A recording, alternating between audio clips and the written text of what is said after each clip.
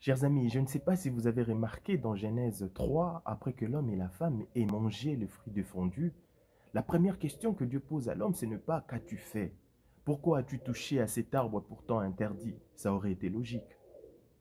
Mais Dieu, au-delà de toute attente, s'adresse à Adam en lui demandant « Où es-tu » C'est la première question qu'il lui pose. « Où es-tu » Comme pour dire « Adam, ce qui est plus important à mes yeux, ce n'est pas d'abord ce que tu as fait, mais ce que tu deviens. Arrête de te cacher. » Il est clair que pour Dieu, savoir où nous en sommes dans notre relation avec lui, ou ce que nous devenons, est plus important que ce que nous avons fait.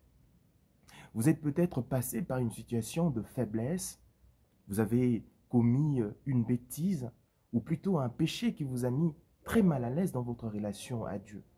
Vous regrettez d'avoir posé ces actes-là, et vous vous en voulez tellement, et c'est normal.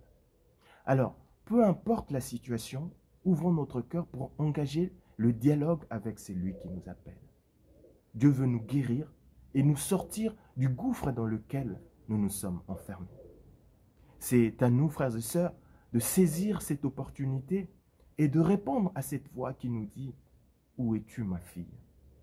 Où es-tu, mon fils ?» Sommes-nous prêts à répondre à cet appel ou allons-nous plutôt persister dans l'erreur et à continuer à cacher la réalité de notre nudité?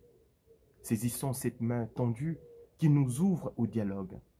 Saisissons cette main tendue qui veut que nous cheminions ensemble avec lui pour sortir de notre péché, pour sortir de nos faiblesses, pour sortir de nos erreurs et de marcher avec celui qui veut le meilleur pour nous.